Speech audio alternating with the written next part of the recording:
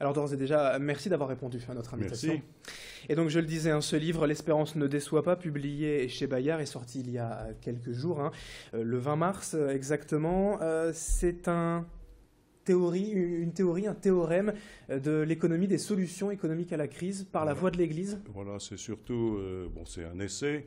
Ma première question, c'est est-ce que l'Église a quelque chose à dire, c'est toute ma première partie. Est-ce que l'Église est légitime à parler dans les situations? Elle n'est pas un acteur économique ou elle est un faible acteur économique.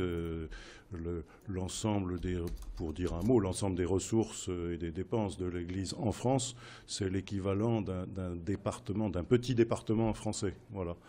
D'un moyen département français. Donc c'est pas énorme comme acteur économique, mais l'Église est insérée au milieu de la société. Voilà. Donc, justement, vous posez aussi cette question dans le livre, oui. L'Église peut-elle être entendue Voilà. pour avoir un rôle à jouer? Oui.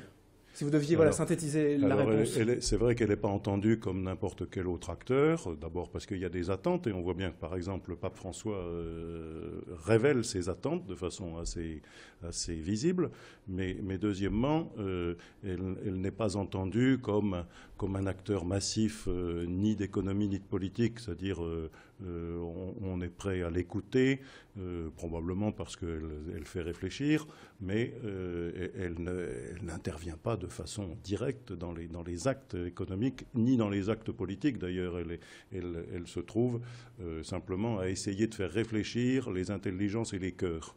Et donc à donner quelques points importants de repère pour organiser une vie économique et sociale. Et globalement, ce message, le titre du livre, L'Espérance ne déçoit pas, on pourrait aussi imaginer sur un thème d'espoir fait vivre, c'est de rester positif en fait. Oui, c'est-à-dire j'ai pensé qu'il était utile de dire que l'Église avait un message d'espérance à fournir, c'est-à-dire la situation dans laquelle on est, dans laquelle beaucoup de gens disent qu'on manque de repères, même on manque d'espoir dans le lendemain, on se dit que demain sera pire que... Je lis beaucoup par exemple de lettres de jeunes qui s'adressent à moi et qui disent j'ai peur de l'avenir, c'est-à-dire j'ai peur de ne pas avoir de travail, j'ai peur de ne pas avoir de bonnes relations avec les gens qui m'entourent, j'ai peur de la violence, j'ai peur etc.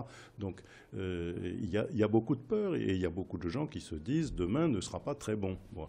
Et moi je crois que ce que nous avons à dire, nous, comme chrétiens, comme Église, comme porteurs d'un témoignage de foi, c'est nous pouvons être là encore pour construire quelque chose, y compris dans le monde de l'économie, c'est-à-dire nous pouvons dire qu'il y a des solutions à une vie en société qui soient des solutions plus justes que celles que nous voyons apparaître aujourd'hui. Et un message apparenté aux réalités, sans être dans l'utopie. Oui. Par exemple, c'est un message qui dit le capitalisme financier n'est pas la solution. C'est-à-dire l'amour de l'argent, que vous donnez comme la racine de tous les mots. Et la racine de tous les mots, c'est aussi tiré de notre écriture biblique. Voilà, l'amour de l'argent. J'ai pas dit l'argent on en a besoin pour faire quelque chose et pour construire un monde et une économie. Mais l'amour de l'argent, c'est-à-dire ce désir d'augmenter sa puissance avec de l'argent, eh bien ça ne construit pas un monde juste et fraternel. On peut retrouver les valeurs de l'Église catholique, notamment dans l'entreprise, dans le monde de l'entreprise. Bien sûr. Je suis frappé de la convergence, par exemple, il s'est établi entre la pensée du pape précédent, le pape Benoît XVI, et de l'inventeur du microcrédit, l'économiste Mohamed Younous, qui disent tous les deux, dans deux textes différents, la gratuité, c'est-à-dire l'engagement de chacun dans la vie économique et sociale, la gratuité est un facteur de l'économie aussi, et on ne peut pas ignorer ce facteur de la gratuité pour construire un monde juste. Alors dans ce livre, vous vous appuyez également sur la voix, l'analyse, le témoignage de quelques experts, 4 experts liés plus ou moins quand même au monde de l'Église aussi. C'est pour étayer votre propos, l'asseoir aussi? C'est pour l'élargir, parce que je crois que dans le monde complexe où nous sommes, personne ne peut dire qu'il a à lui seul toute la clé. Qu'il a la seule clé d'entrée. Et moi, il me semblait intéressant de faire appel donc, à Henri Madelin, qui est un homme qui s'occupe beaucoup des questions de politique. Il est enseignant à Sciences Po de politique. Et donc, il insiste beaucoup, lui, sur les valeurs de la démocratie. est intéressant de faire appel à un autre politologue, Dominique Régnier, qui dit « Ce qui me paraît important, c'est que dans le monde où on est, reviennent un certain nombre de valeurs qu'on puisse discuter. » Et ça, c'est aussi extrêmement important, qu'il puisse y avoir un débat sur les valeurs. Et puis, vous avez cité Thérèse Lebrun, président-recteur délégué de l'Université catholique, le thème de l'éducation qui introduit une espérance pour demain, c'est-à-dire se dire le passage à la génération suivante, c'est intéressant aussi.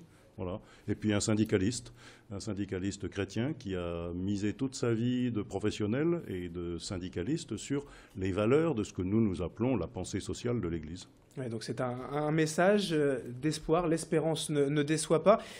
Vous finissez le livre en disant que la création n'est pas achevée. Alors c'est la création avec un C majuscule, vous n'allez pas vous prendre pour Dieu quand même. Non, mais dans la foi chrétienne, Dieu nous confie la création pour que nous l'achevions avec lui. C'est-à-dire que le monde est un monde toujours en construction, c'est un monde pas terminé, c'est un monde dans lequel il n'y a pas un destin épouvantable qui nous attend, mais il y a un projet formidable qui peut se développer. Merci Monseigneur Ulrich, archevêque de Lille, donc pour ce livre. Merci d'avoir été notre invité, d'être venu sur ce plateau. L'espérance ne déçoit pas. Aux éditions Bayard, sorti il y a quelques jours. Merci d'avoir été notre invité. Merci. Et bonne journée. Merci.